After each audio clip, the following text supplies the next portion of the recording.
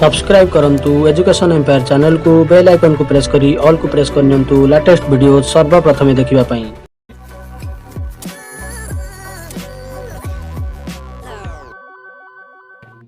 आज प्रथम अपडेट आरंभ करबा गोटे खुशी खबर रो नियमित भावे शिक्षा सहायक चाकरी 6 वर्ष पर सेमानंकु सहकारी शिक्षक मान्यता मिलिबो। 3328 जन मल्टी लिंगुअल शिक्षा सहायक नियमित हेबे। राज्य कैबिनेट रे गुरुत्वपूर्ण निष्पत्ति ग्रहण तो निस्तारी गोटे बड़ अपडेट रही देखा परवर्ती अपडेट। विद्यालय गणशिक्षा विभाग मंत्री श्रीजुक्त समीर रंजन दास को तरफ देशर शिक्षा मंत्री धर्मेंद्र प्रधान को चिठी नंबर रही 645 डेटेड रही 24/12/2021। तो देखो चिठी मुख्यतः रही ओडिशा रे कार्यरत आमर 22,512 गणशिक्षक मानक नहीं जो मैंने 18/2017 आमर लेवल 5 एक्स कैडर रे रेगुलर होते। They have rendered continuous service for last 20 years from inception of the policy of EGS। तो EGS स्कीम आरंभ होबाठारु एही गणशिक्षक माने हमर दीर्घ 20 वर्ष धरी सेवा जोगे आछंती। The NCT has intimated in its due letter number dated 3/8/2017 letter मध्ये दियाछि that any in service teacher who does not have the minimum qualifications mandated under the RT Act 2009 would not be allowed to continue in service beyond 1 April 2019।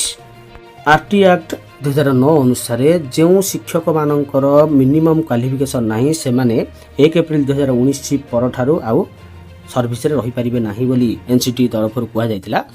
तो it is to be mentioned here that reasonable opportunities could not be provided within the above stipulated period by the Board of Secondary Education and the prevailing pandemic situation has made it impossible to conduct the said examination in fruitful manner।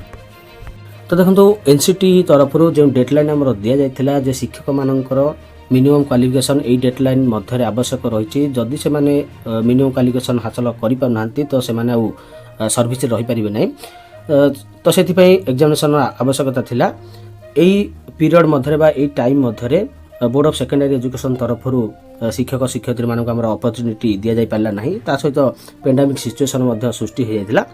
It is therefore earnestly requested that necessary steps may kindly be taken up for extension of the cut-off date for qualification regarding OTT from the existing deadline of 31/3/2019 to 31/3/2023। तो से विद्यालय गणशिक्षा विभाग मंत्री तरफ देशर शिक्षा मंत्री को गोटे अनुरोध कराई जे गणशिक्षक मानकर ओटीटी पास पे जो डेडलाइन प्रथम थिला 31/3/2019 ताहाको एक्सटेंशन करा जाऊ एवं 31/3/2023 पर्यंत ताको एक्सटेंशन करा जाऊ बोली गोटे अनुरोध कराई। So as to provide ample opportunities to the in service teachers to be regularized as per the norms of RT Act 2009। जहाँ फल जो मैंने ओटीटी पास करना जो गणशिक्षक मैंने ओटीटी पास कर पार ना एपर्यंत से रेगुलर हो पार ना परवर्ती समय सुजोग मिलले ओटीटी पास कलापर सर्विस रेगुलाराइज करा जाय परिबो। तो निश्चित ये गोटे बड़ अपडेट रही देखा परवर्ती अपडेट। बड़ खबरटे रही जनवरी 3 रु माध्यमिक शिक्षक पद पर आवेदन परिवर्तन है। माध्यमिक शिक्षकों पाठ्यक्रम प्रथम पर्याय नियुक्ति प्रक्रिया रे राज्य में 6000 रु अधिक शिक्षक नियुक्ति पर 11403 माध्यमिक शिक्षक नियुक्ति पर विज्ञप्ति प्रकाश पाई। लगी आवेदन प्रक्रिया आसंता जनवरी 3 तारिख 11 आरंभ हो 31 तारिख संध्या 6 सर। आशायी दक्षता परीक्षा मार्च प्रथम सप्ताह अनुष्ठित होब बोली माध्यमिक निर्देशालय दर्शाई। तेबे आदर्श विद्यालय 1700 एवं माध्यमिक 11400 शिक्षकों को एप्रिल शेष सुधा नियुक्ति दिज्व। सेहीपरि ऑनलाइन परीक्षा रे विभाग सामान्य परिवर्तन करिछि। पूर्व परीक्षा रे प्रथम पेपर 90 मार्क और द्वितीय पेपर 60 मार्क रहितला। हेले नूतन विज्ञप्ति रे आशायी 50 मार्क प्रथम पेपर और 100 मार्क द्वितीय पेपर परीक्षा देबे। आसंता शिक्षा वर्ष 314 आदर्श विद्यालय रे पाठपढ़ा निर्माण कार्य न सरिले भड़ा घरे शिक्षादान। दशम श्रेणी स्कूल पंजीकरण 4 को घुंचिला। एणिकी काम करिबो 3 आंचलिक शिक्षा निर्देशालय। विद्यालय गणशिक्षा विभाग पक्षरु क्षमता विकेन्द्रीकरण को प्राधान्य दिया जायछि। उच्च शिक्षा विभाग भली गणशिक्षा विभाग पक्षरु 3 आंचलिक शिक्षा निर्देशालय प्रतिष्ठा कराइथिला। एही निर्देशालय रे निर्देशक नियुक्ति दिया जायथिया बेले कार्यावली आवंटन करा जायछि। 3 निर्देशक विभाग रे समन्वय रक्षा करिबा सह तृणमूल स्तर रे वास्तव स्थिति परखिबे। एनै विभाग पक्षरु समस्त जिला शिक्षाधिकारी एवं 3 आंचलिक शिक्षा निर्देशकों को विभाग पक्षरु चिठी लिखि अवगत कराइछि। आंचलिक शिक्षा निर्देशक कोन करिवे से नै कार्यावली जारी कराइछि। राज्य में भुवनेश्वर संबलपुर और ब्रह्मपुर में 3टी आंचलिक शिक्षा निर्देशालय प्रतिष्ठा कराଯାଇଛି। संपुक्त निर्देशालय अधीन में जिलार डीओं सह निर्देशक समन्वय रक्षा करेंगे। निर्देशालय अधीन शिक्षानुष्ठान बुली वास्तव स्थिति परखिबे। निर्देशक बेसरकारी कनिष्ठ महाविद्यालय खोलिया अनुमति प्रदान करेंगे। शिक्षानुष्ठान परिचालना समिति प्रतिष्ठा दिगरे मध्य पदक्षेप नेबे। सेहीपरि जिला और ब्लॉक शिक्षा अधिकारी वार्षिक निरीक्षण करेंगे। सरकारी योजनार सुफल छात्र छात्री को मिलूची कि नहीं ताहा जांच करने सह आवश्यक पदक्षेप नेबे। पुस्तक बंटन, वृत्ति राशि प्रदान, मध्याह्न भोजन, मो स्कूल कार्यक्रम, विद्यालय पोषण बगीचा तदारख, मासिक डीओ समीक्षा बैठक, आदर्श विद्यालय कार्य जांच भली विविध कार्य तुलाइबे। गणशिक्षा विभाग पक्षर निर्देशकों 26 सूत्री कार्यावली जारी कराई। ए दिगरे डीओ और निर्देशक आवश्यक पदक्षेप नेबा विभाग पक्षर कहुनिस्ताव गोटे बड़ अपडेट देखा परवर्ती अपडेट।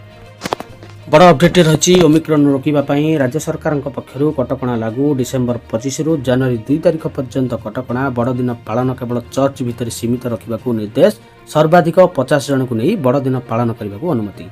तो ओडिशा सरकार तरफ कटकणाटी जारी कराई। तो निश्चित गोटे बड़ अपडेट रही देखा परवर्ती अपडेट। बड़ अपडेट रही प्राथमिक शिक्षक एक्स कैडर महासंघ ओडिशा तरफ राज्य सरकार निकट में दाबी कौन रही देखा। राज्य सरकार तरफ गत मंगलवार ओडिशा माध्यमिक शिक्षा परिषद विज्ञप्ति number 989 dated 21/2021 Odisha secondary school teacher eligibility test मापदंड कोहल कराइथिबा उभय साधारण वर्ग एवं अनुसूचित जनजाति हरिजन अन्य पछुआ वर्गर प्रार्थी योग्यता मार्क 15% ह्रास कराई। साधारण वर्गर प्रार्थी योग्यता अर्जन मार्क 60% रु 45% एवं अन्य वर्ग प्रार्थी 50% रु 35% ह्रास कराई। एणु ओडिशा शिक्षक योग्यता परीक्षा ओटीईटी प्रार्थी मान क्षेत्र में हेबा लागि थिबा नियम रे परिवर्तन करने को राज्य प्राथमिक शिक्षक एक्स कैडर महासंघ पक्षर दृढ़ दाबी करा जायछि। प्राथमिक शिक्षक मानक पातर अंतर न करी ओटीटी परीक्षार्थी क्वालिफाई मार्क साधारण वर्ग 60% रु 45% एवं अन्य पछुआ वर्ग 50% रु 35% कोहल संपर्कित विज्ञप्ति खूब शीघ्र प्रकाश करा नगले आगामी दिन में राज्य महासंघ राजरास्ता को ओह्लाइबाकु बाध्य होब बोली राज्य महासंघ पक्षर एक प्रेस विबृत्ति में महासंघर सभापति शरद चंद्र नायक और साधारण संपादक प्रशांत खमारी कहते। निश्चित गोटे बड़ अपडेट रही देखा परवर्ती update. Central employees will get a gift on the new year. There will be an increase of 20,000 in DA understand the complete math. तो निश्चित गोटे बड़ अपडेट रही नुआ वर्ष रे केंद्रीय सरकारी कर्मचारी मानक गोटे उपहार मिलवा जाऊँगी। से डीए रे 20,000 टंका पर्यंत वृद्धि होगा जाऊँगी। तो निश्चित गोटे बड़ अपडेट रही देखा कौन होची सूचना।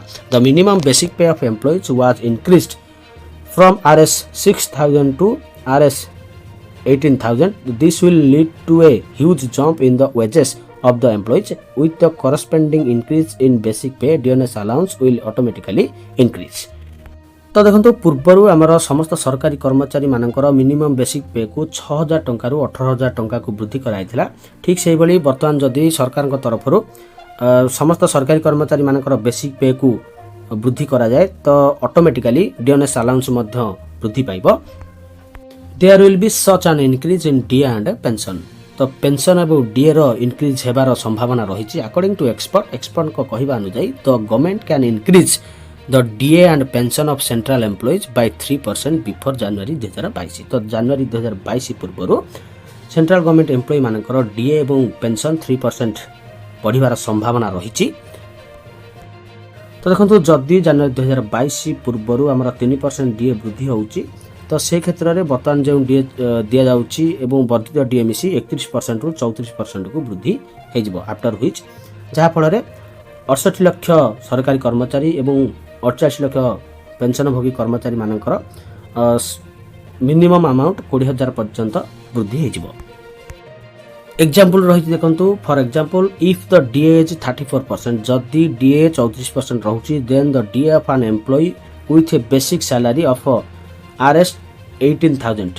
तो मिनिमम बेसिक सैलरी आमर 18,000 रही विल बी Rs 6,480 पर आनम। तो से क्षेत्र में जो कर्मचारी बेसिक पे आमर रही 18,000 तांकर वार्षिक डीए वृद्धि हम 6,480 टंका एवं हाईएस्ट सैलरी जो मैंने पाँच 56,000 टंका से डीए 20,484 टंका को वृद्धि पाइब। तो निश्चित भाव ये गोटे बड़ अपडेट रही देखा परवर्ती update.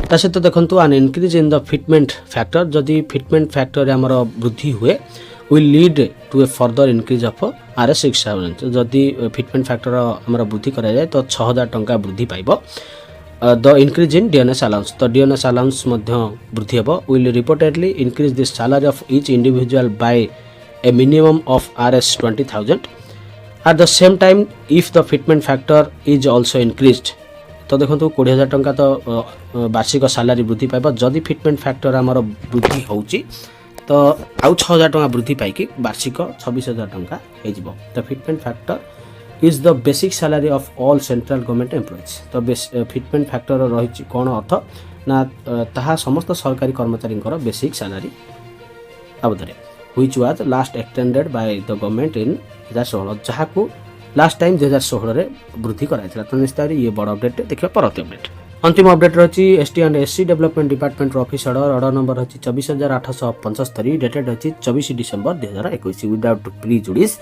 To the seniority and claims of others the following trained graduate teachers TGT are promoted on ad hoc basis to the rank of class 3 तो देखो TGT टीचर मान को ad hoc basis रे class 3 post को promotion दिया class 3 headmaster और headmistress of ST and SC development department in the scale of pay of 44,900 of level 1 of cell 10 तो level 1 एवं सेल 10 रे से माने प्रमोशन पाई ओआरएसपी रूल 2017 अनुसार with usual allowance the date of joining in their respective place of posting as mentioned against each until further order तो further order आसिया पर्यंत से माने निज निज प्रमोशन पाइथिया स्कूल जॉइन होगा कही the inter se seniority of selected headmaster और headmistress will be fixed as per position in the gradation list at TGT level Their ad hoc promotion can be cancelled at any time by the appointing authority without assigning any reason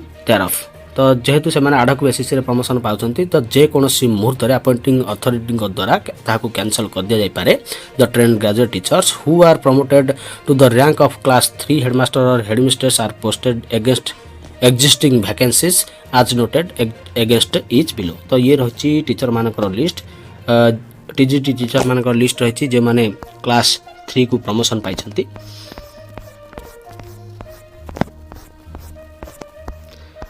देखो मोटरे 80 जन शिक्षक शिक्षयित्री मानकर promotion होती तो निश्चित भाव में ये गोटे खुशी खबर रही ये अपडेट गुड़िक समाप्त होती धन्यवाद।